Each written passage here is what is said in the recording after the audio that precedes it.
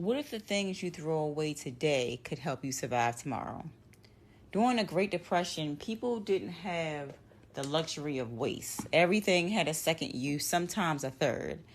And those habits, especially in resourceful communities, turned survival into a skill. So today, we're bringing those lessons back. Welcome back to the Modest Prepper, your halal pantry made easy. Now, preparedness isn't just about buying more. It's about wasting less and learning how to stretch what you already have. So today we're talking about everyday items that you should start reusing right now so you're prepared if hard times come again. Now, part 1. Resourcefulness is the real currency.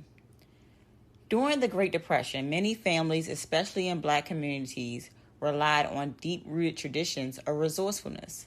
Nothing was wasted. Leftovers became new meals, containers were saved, clothing were repaired, not replaced. And that mindset is what helped people survive. And that's something we can rebuild today because right now, we're so used to having everything as a luxury. The convenience is there waiting for you. You get tired of clothes, you want a new style, gets old to you, you could just throw it away. But we may always not have that luxury. So we want to prepare our mindset just in case. Now, section 2, cooking oil. Now, before I go into it, I just want to go into a little story. So for years, I've always reused cooking oil, at least twice. And one day, my husband asked me, why do you reuse cooking oil? And I said, I don't know. My grandmother used to do it. So, when I think back about when my grandmother used to do it, I started asking questions. And I found out that they used to reuse oil during the Great Depression, and a lot of things were reused. So some of the habits that I have that was left over from my grandparents, that was the reason why, and it was like a light bulb.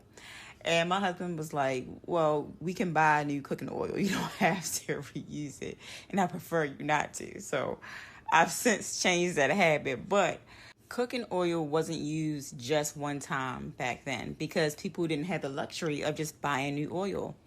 So people would strain it after cooking, store it in jars, and reuse it for future meals.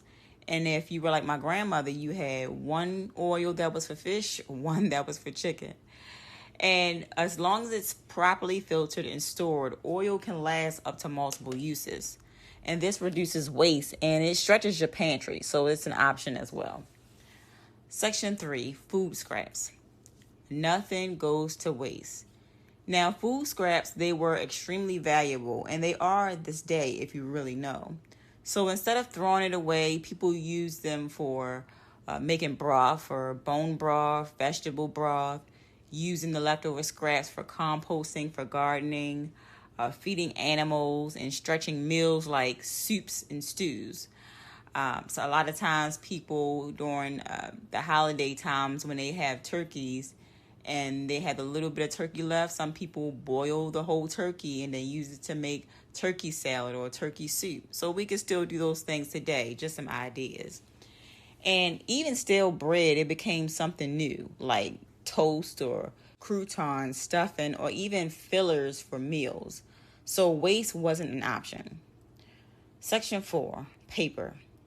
Paper, I know a lot of times we say we kill trees and we're trying to get out of the habit of killing trees. But paper itself is more valuable than you think. Paper was reused constantly.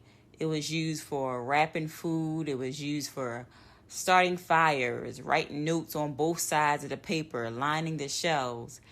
Paper can serve multiple purposes before it's discarded. So we want to think about that too. Section 5, containers, glass, plastic, and other items. Now, back then, containers were never just thrown away. Glass jars became food storage. It became drinking cups for many of us. And it became storage for dry goods. And plastic containers, it can be reused for organizing your pantry, storing your leftovers, prepping small portions. If it holds something once, it can hold it again. So that's an option we can use to reuse items and don't let it go to waste. Section 6, clothing and fabric. Clothing back then, people didn't have the luxury of having this massive closet. Clothing was repaired, it was patched up, restitched, and repurposed. In old clothes, if you don't have a use for it, then it became cleaning rags, quilts, reusable cloths, even diapers in some households. And fabric had value long before it stopped being worn. So it wasn't something we do today where we just say, I don't want it anymore. I want the new style, and we get somebody to pick it up and we either give the clothes away, drop it off to the Goodwill. Hand-me-downs, that started back then as well, and I was a product of hand-me-downs, so it's definitely a good thing to have, and definitely use it as a habit, especially in this time. Now, section 7, different household items with multiple uses. Now, there are many everyday items that can be reused if you think creatively. Plastic bags, they can be used for trash liners, storage, or you can reuse it for shopping. A lot of people are doing that now when they go to the stores, and instead of getting trash bags or plastic bags, they reuse their grocery bags. And of course, if you have plastic bags from the grocery store, if you're like me, you have a whole drawer already full of plastic bags that you use to put stuff in. I think a lot of households already has that plastic bag drawer, so I think we already are hip to that. But cardboard boxes, you can use that for storage. You can use it for gardening beds.